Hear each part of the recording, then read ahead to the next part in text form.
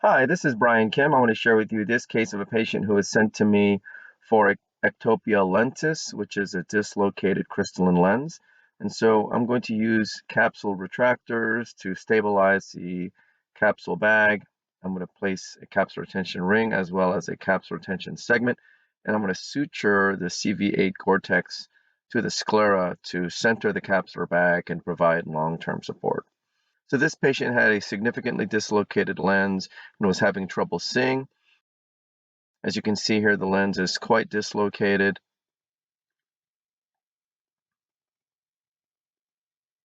I'm using a corneal marker, which will help me center and size my rhexis.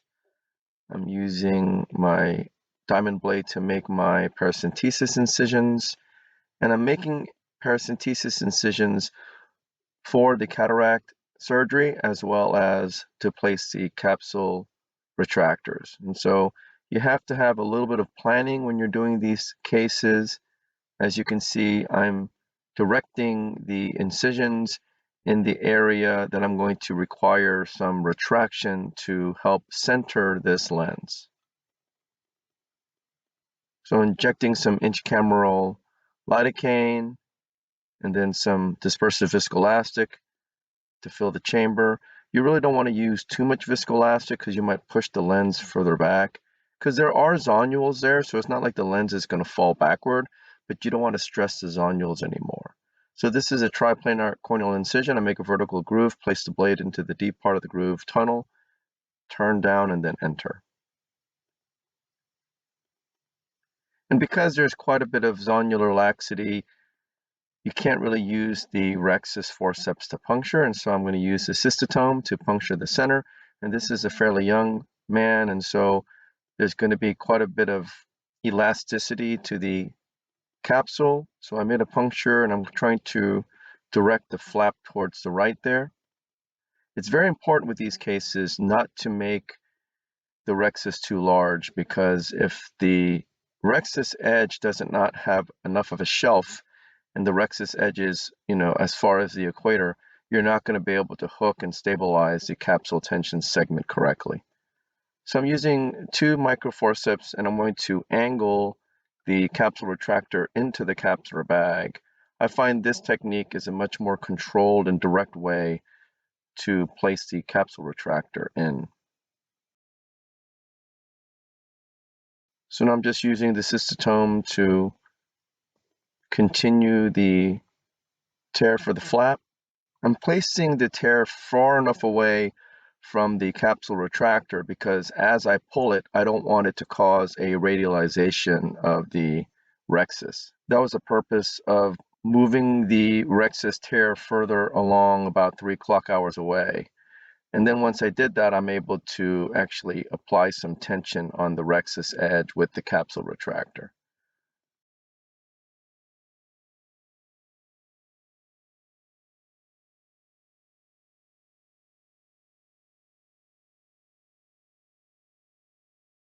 So I'm going ahead and further creating the rhexis. Now I got about half of it done.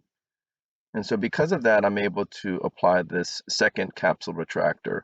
Again, because the leading edge of the tear is not near the area of the capsule retractor, and therefore at no risk for radializing if I put any traction with the capsule retractor. So now both retractors are in place, and now I'm able to finish off the rhexis here.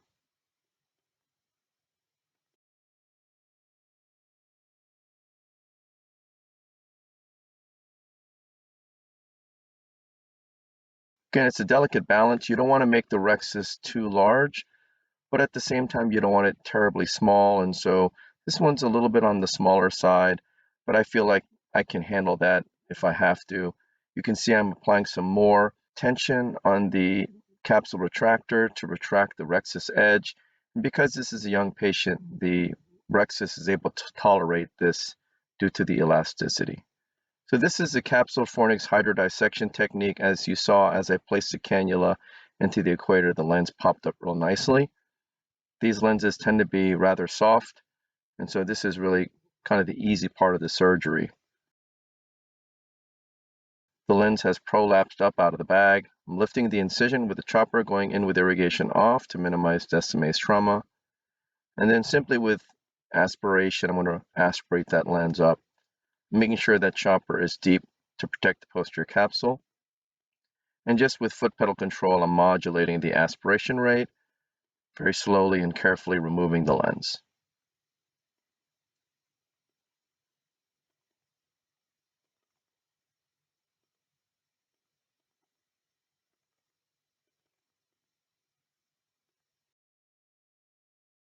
So I take the chopper out, push BSS in, take the phaco tip out, and then I'll go in with the INA handpiece, activate irrigation, starting subincisionally and removing the cortex. And you want to be mindful in these cases of zonulopathy as you're removing the cortex that you don't cause any undue stress on the zonules. When needed, you can pull kind of side to side in tangential movements rather than pulling centrally. If you pull centrally, you're causing much more focal stress on the zonules. When you sweep side to side with the INA tip, you cause less focal stress on the zonules. As I come out, I inflate the capsular bag with cohesive viscoelastic.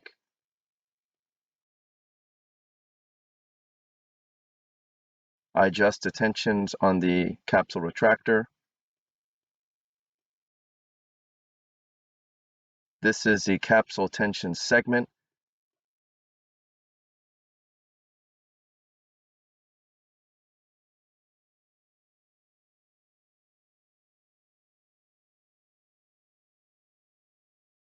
And I'm going to use a Sinskey hook to hook the leading edge of the capsule tension segment. This minimizes any torsional stress on the capsular bag.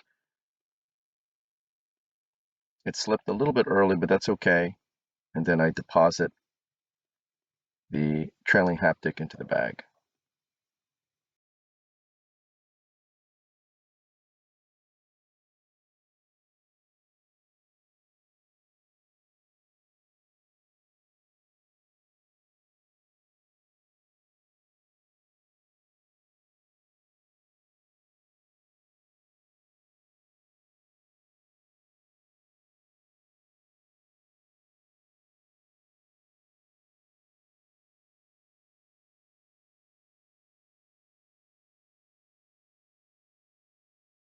So here I go ahead and take that one capsule retractor out.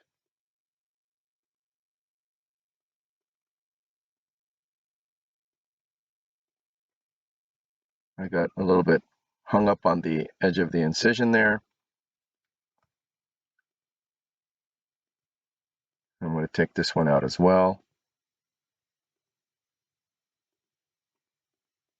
Because at this point, you don't really need the capsule retractor. It's really there to support the capsular bag during the phaco.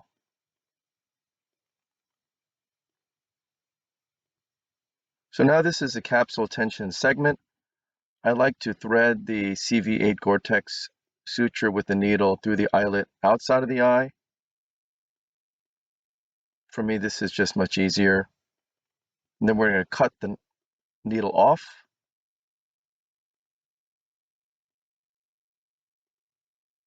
And then carefully reposit the capsule tension segment with the Goretex on it already into the capsular bag.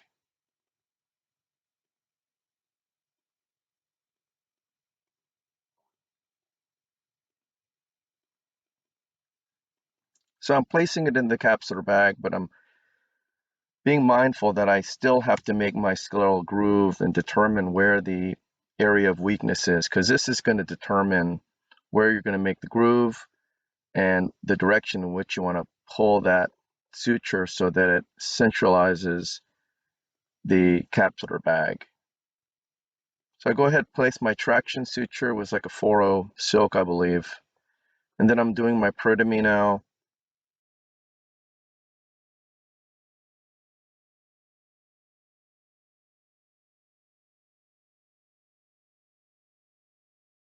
And then a little bit of a relaxing incision there.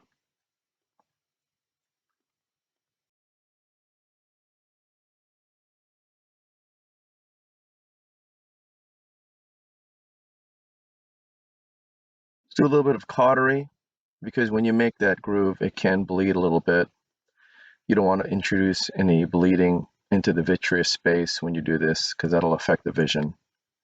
1.5 to 2 millimeters posterior to the limbus here, more like 1.5.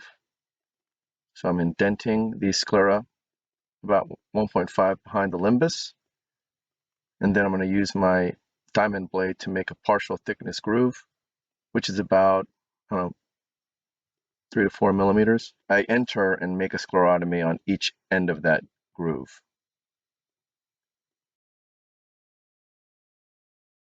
So here, using 2 microforceps, I make sure I go through and make sure I don't hit the ciliary body. I'm handshaking the suture through the main incision and into the sclerotomy.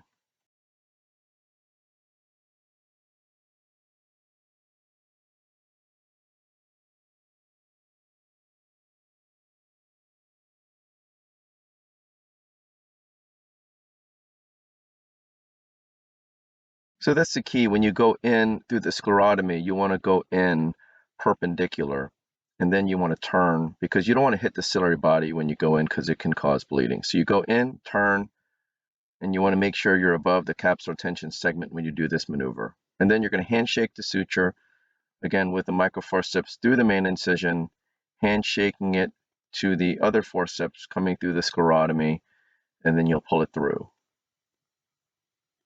And then when you do this, you can see the capsular bag is better centered here.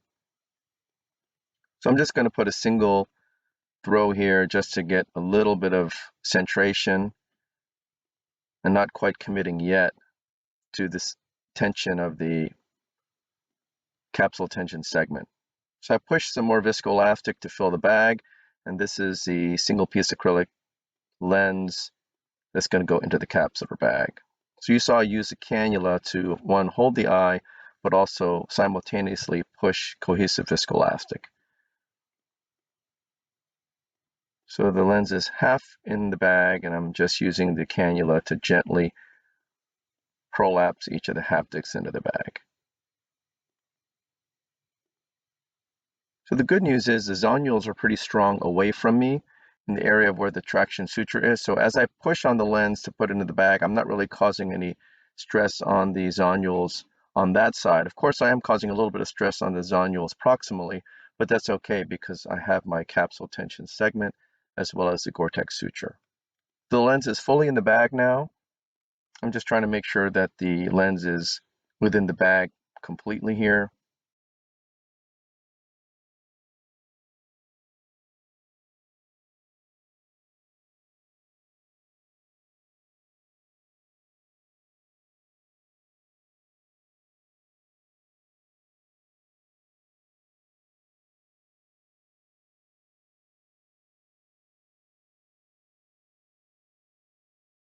So I'm going to use the INA. You see that I actually decreased the IOP here to 20, and that's because I don't want to cause too much anterior chamber pressure, which will cause the bag to be pushed further backward and just, cause more zonular stress.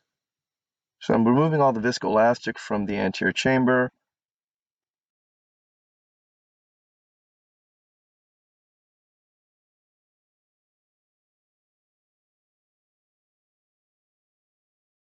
I'm pulsing some BSS with the cannula, making sure the anterior chamber is free of viscoelastic. And then I'll hydrate my incisions here. You can see the lens is pretty well centered here. I haven't really locked the suture quite yet. And here I am. I'm going to go ahead and tighten a little bit here and then do a few more single throws, making sure that as I cinch down the knot, it doesn't slip and over tighten the suture. Sometimes if you're not careful, as you apply some force, it'll actually move the knot and over tighten your suture. So again, very carefully making sure that that knot doesn't slip.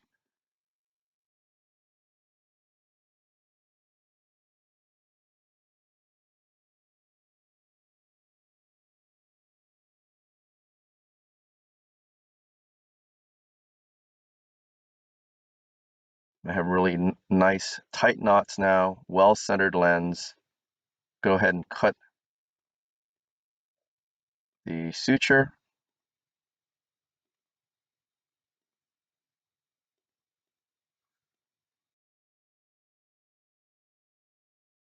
And this is important. You want to bury that knot. You don't want the knot to be exposed. So I'm going to use these McPherson's to just turn that knot gently and push it through the sclerotomy. And this is with 10x speed. I'm using some adovarcal suture just to close the sclerotomy on each side.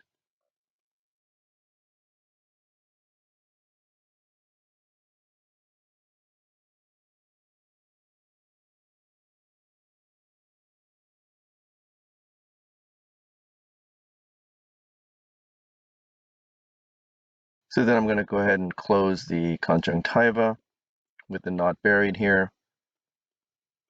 And again, you can see that the lens is well centered in the capsular bag. The suture did a really nice job centering the capsular bag. I think the keys again with this is don't make a rhexis that's too big, because if you do, then you can't have enough of a shelf to secure the capsule tension segment in the proper position and orientation to be able to suture it to the sclera. I used capsule retractors in serial fashion as I made my rhexis to provide some counter traction and support of the capsular bag as I went along. It's important not to apply too much tension on the capsule retractor near the leading edge of your rhexis, otherwise the rhexis could radialize. I made the leading edge of the rhexis about 3 clock hours ahead in front of the capsule retractor before I actually applied some tension on it. Again, the lens removal is quite easy. And then injecting the capsular tension segment in atraumatic fashion by using the Sinskey to dial the CTS into place with minimal torsional stress. Placing the Goretex suture through the eyelet outside of the eye of the CTS, and then placing it into the eye in the proper position, and then making your scleral groove and positioning that groove in such a way that it will maximally center the lens from the dislocated position, making sure that you adjust the tension properly on your suture and not over tighten as you're cinching down the knot. So this patient did very, very well, and patient is scheduled for the other eye at some point down the road. So I hope this was helpful to you, and I thank you for your attention.